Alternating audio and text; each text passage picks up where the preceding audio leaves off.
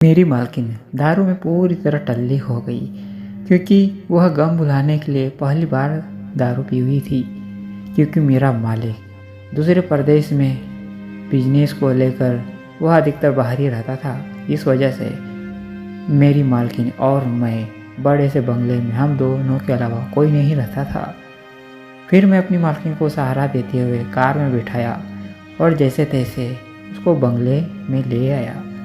उसको कार में से उतारा और उसको उसके बेडरूम में ले गया और लेटा दिया। जैसे मैं वापस आने लगा उसने मुझे कहा, अरे संतोष, आज की रात तुम यहीं पर लेट जाओ, क्योंकि वैसे भी तुम्हें पता है कि मुझे चढ़ चुकी है, मुझे कुछ ज़्यादा ही हो गई है क्योंकि मैंने पहली बार जो ली है।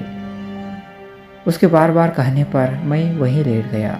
लेकिन मेरी मालकिन को लाइट चालू करके सोने की आदत थी, इसलिए मैं बीच बीच में रात को जागता रहा क्योंकि मेरी बार बार नींद खुल जाती थी।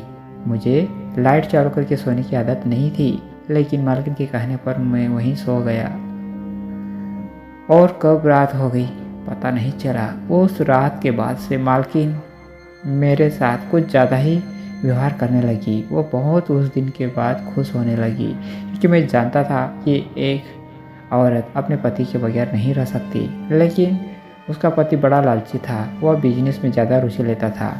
अब मैं मालकिन की पूरी अच्छे से सेवा करता था क्योंकि मैं जानता था वह अकेली उसका दर्द जानता था। इसलिए मैं उसकी बिना बोले ही उसकी रोज़ जो बोल दे वह सेवा करता था।